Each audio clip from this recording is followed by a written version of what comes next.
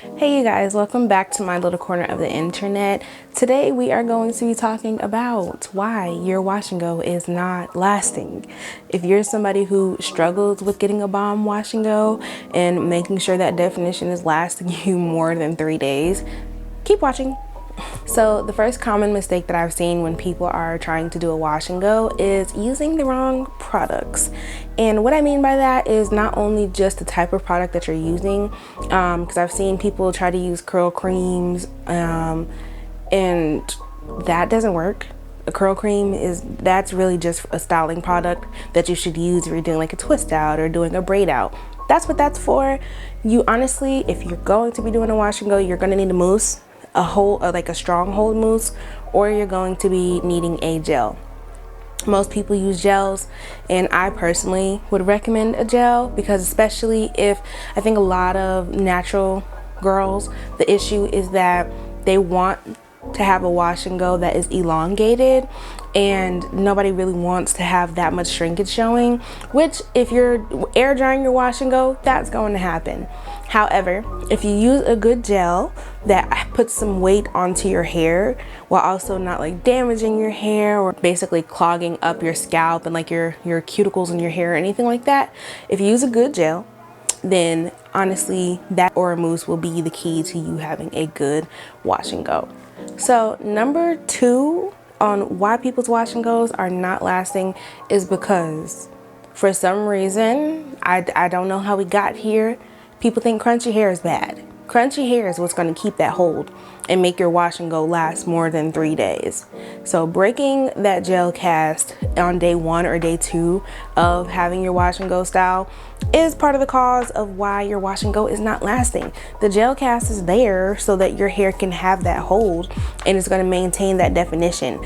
If you break it first day, because I know some of the common ways I've seen washing the goes done is like oiling up your hands after you have dried your hair with a diffuser or overnight, and then breaking the gel cast by kind of like doing the praying hands method and pulling it down.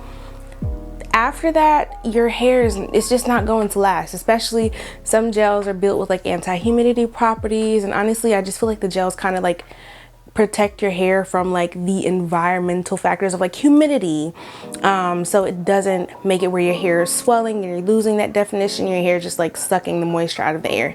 I don't have any science to back that up. That's just my personal thoughts as to why that's not lasting by breaking the gel cast. However, as I said, keeping that gel cast on, I can post some examples like here or here of me with my wash and goes. I have used gels where there was like a soft cast, and then I've used some like the Do's Bananas Extreme Gel that has a really strong hold and like a really crunchy cast. However, that was the best wash and goes that I've ever had. Those were the best results and they definitely lasted me.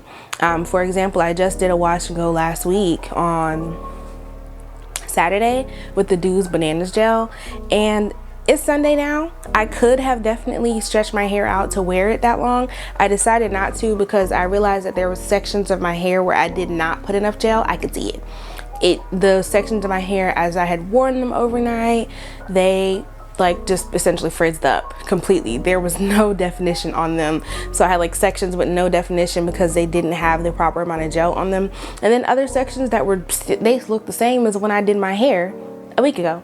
So that, as I said, that's just essentially going to be super important. Don't break that gel cast. Leave that gel cast where it's at. I understand you don't want to stretch your hair, crunchy hair, but you can just stretch your hair and lightly, gently, if you just have to have that volume on day 1, okay, or day 2. But as I said, try not to break that cast too much because that's what's going to keep the wash and go defined, honey. Number 3 would definitely be, as I mentioned in number 2, not properly coating your hair with the product. If you're not putting enough mousse, if you're not putting enough gel, it's not going to do what you need it to do.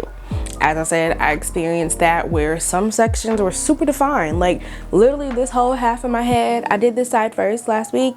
This whole half of my head, I could have went as long as I wanted to with this until I was ready to wash my hair. This side over here, it just looked a mess. Not all of it, just particularly that back section. And I had like a middle part where I just could tell that I did not put enough gel on it. Like, it was still, it wasn't like super dry or anything. It was just the curls just went away. They were not defined anymore, and honestly it looked like my hair when I first hopped out of the shower. So that, and then having defined sections, it looked really weird. So that's why we've got this bun and this head wrap on, honey, because it's time for me to do another one. Number 4 would be not properly maintaining your hair overnight. So the pineapple, it doesn't work for everyone. Me personally, when the girls was doing that, I feel like maybe if you have long hair, that might work out.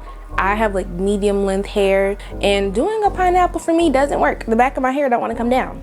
The front will sometimes, but then even then, it kind of pushes my hair in a funny way. And basically the hair just ends up losing all its shape. So at that point, after doing a pineapple, I was just like, yeah, we're just gonna puff it out. If you want it to last, I have found that separating my hair into 4 sections and then using a satin scrunchie, and I wrap it around maybe like once if it's a tighter one, or twice. And if I do it twice, I kind of make it look like how it would if you were doing the banding method, where you kind of wrap it around once, and then the second part you kind of have a space in between that initial wrap around from the scrunchie. I hope this makes sense. If not, I do have a video, a short that I can like put here, somewhere up here, so you guys can see what I'm talking about. And that has truly been the best way for me to sleep with my hair. If you're somebody like me who has a permanent middle part in the back, of course we want the middle part in the front if that's how you're wearing your hair. But if you're not wanting a middle part where your hair has a line of demarcation, a parted C down the back, then what I have done is I'll take a few strands from each side of my hair, cross them, so that basically like once they are stretched out and I take my hair down the next day, you won't have just all of your hair where it's like that. So some of it will be kind of like overlapped so that they can fall over that part that you have in the back of your head. So as I said, 4 sections, satin scrunchies, and honestly I don't even tie my hair down. I just put on a bonnet over that. And when I am sleeping, I am careful to make sure that while I'm laying on my pillow, I'm not just laying any way on my head, but I actually like flatten it before laying down, so that when I lay down, I'm just laying on the curls and not like against them, because that's what's going to make your hair lose the shape, especially if you're not like you don't have a lot of long hair. I've been doing this for about like a year and a half now, I want to say. A little over a year, not a half, but a little over a year I've been doing that. And my hair has grown a lot since then. I did have a bob back in 2024 where I cut my hair literally to shoulder length, and of course, as you can imagine, a wash and go on shoulder length hair is even shorter.